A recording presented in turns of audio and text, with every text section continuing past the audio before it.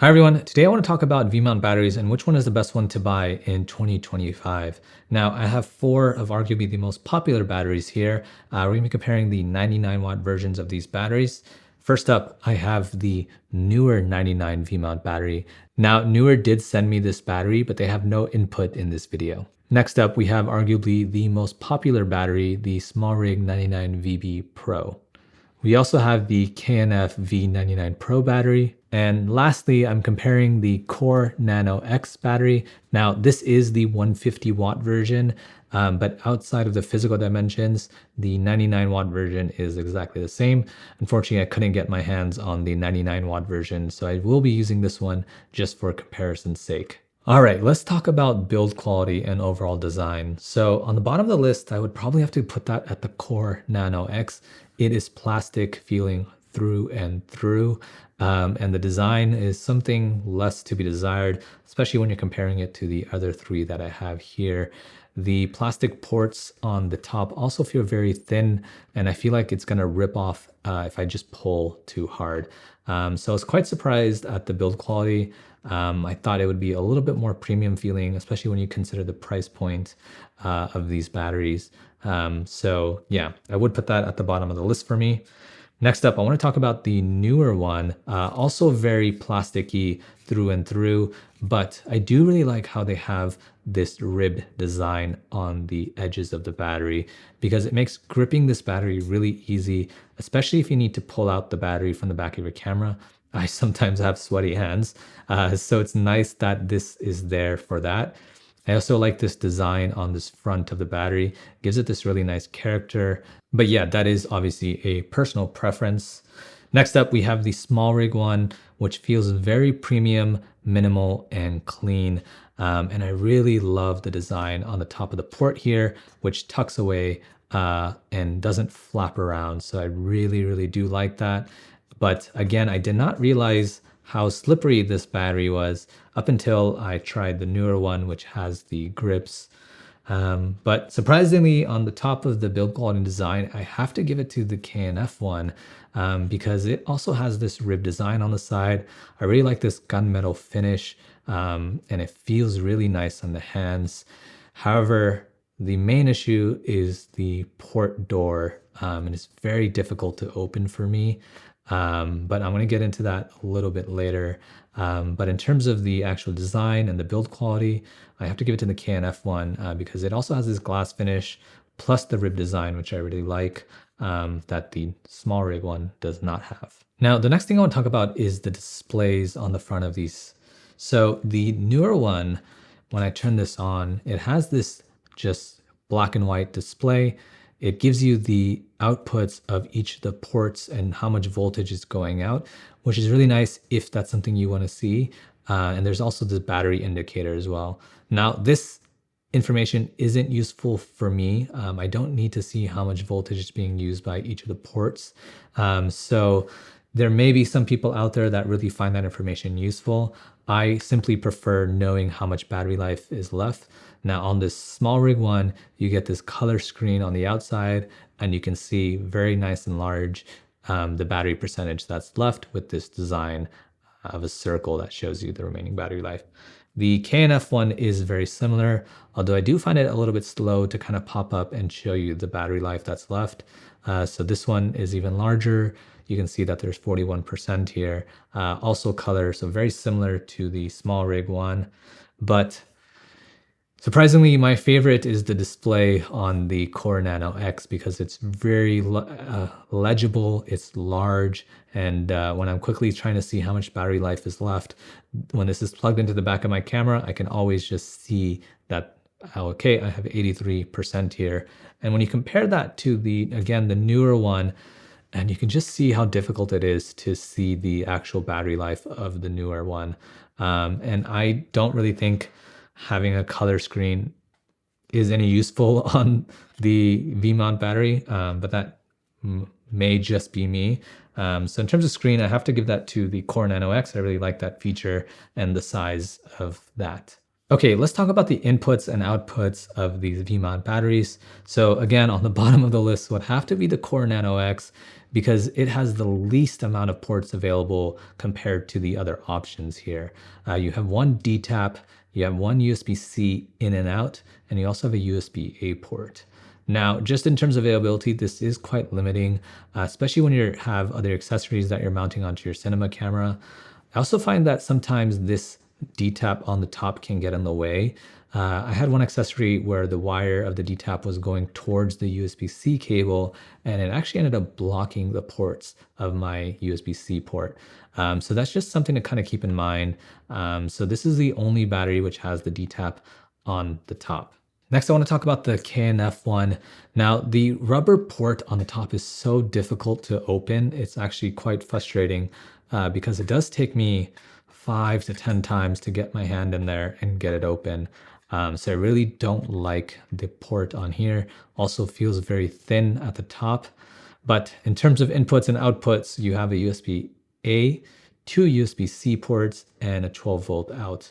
So the legibility on here is very difficult to read. It's black text against black plastic. So is that important? Well, if you're on set and you're trying to plug something in and you want to see which of these ports have inputs or outputs, it's very important to have this legible, especially if you're dealing with someone else's batteries. So minus for that as well. The D port here is located on the right-hand side. Now, a lot of the ports on cinema cameras are located on this side.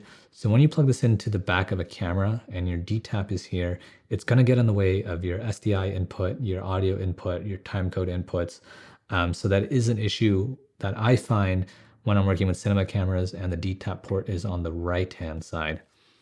Which brings me to the small rig one, which also has that D-tap port on the side, but again, very easy to open and access. And again, this one has the best design in terms of the rubber flap because it just opens up nicely and tucks away so it's not flapping around. So really well thought out. But again, this text is a little bit difficult to read since it's black on black. Has 2 USB-C ports, 1 USB-A port, an 8-volt and a 12-volt out. So lots of availability in terms of port.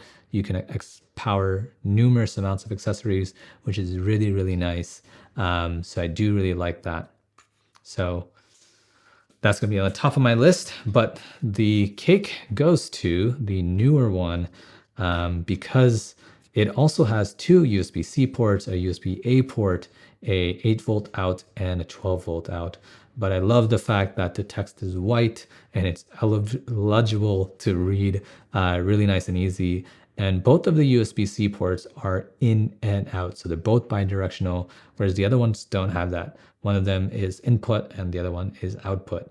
So really, really nice feature on the newer one. So that's really, really well thought out. And another cake for this is that the D-tap port is located on the left-hand side of the battery. Now, again, a lot of cinema cameras, when you're working with them, the ports like the SDI port is often on the right-hand side. At least it is on my Komodo. So when you have all those cables coming out, they often can get in the way if you're using your D-tap port. So I really like that the newer one has this on the left. I'm not sure if that was an intentional decision, but it works really well.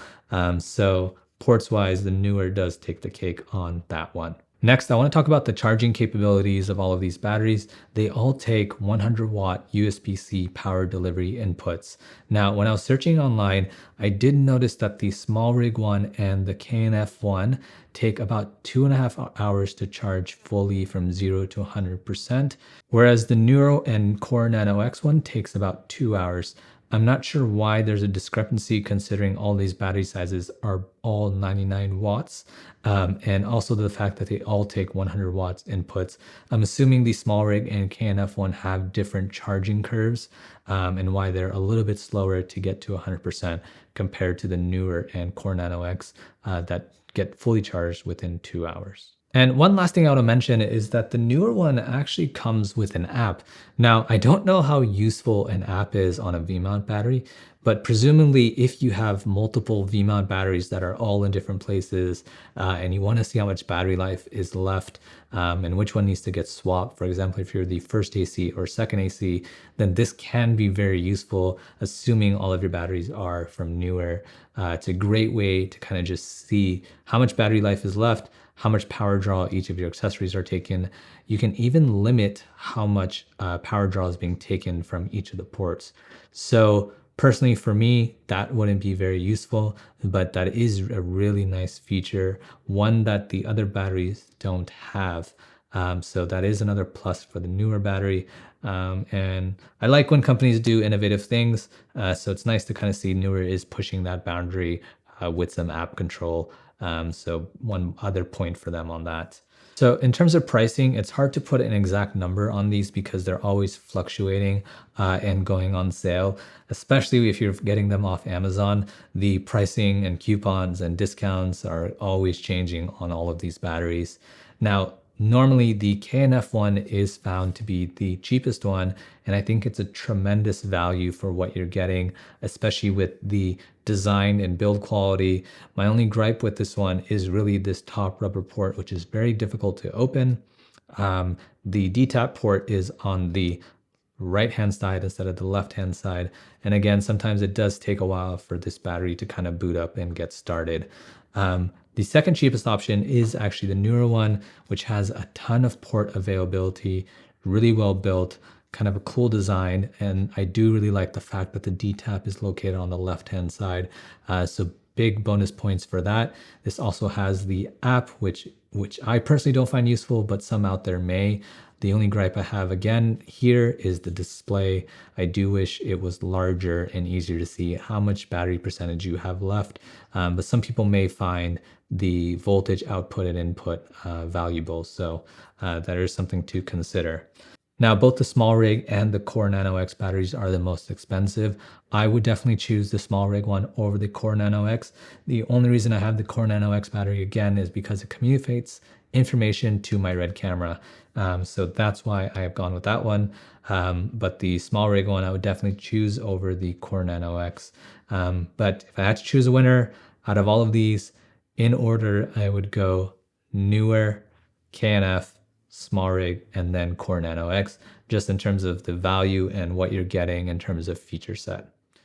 Thank you so much for watching. I hope this video was insightful, and I'll see you guys on the next one.